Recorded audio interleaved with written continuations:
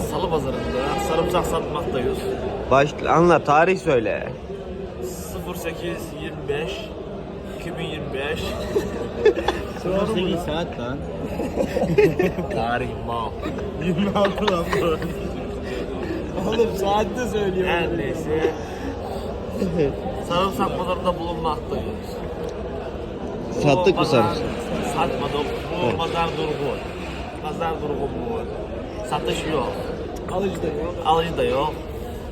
Dışarıdan adam gelmiş hemen boşa gelmiş kuru karabaz. Soruya gidiyor amına koyayım. Ahmet Kurt da yaptı iki ya. Ahmet Kort sarımsakta satmamıza bize yardımcı oluyor. Satış danışmanı. Satış danışmanımız, muhasebecimiz. Zabaleyin diye bahaneye geldin diye. Sarımsak satmaya geldim la ben amına koyayım. Neye geldin? İyi bakalım, şimdi onun yanına gideceğiz. Hadi.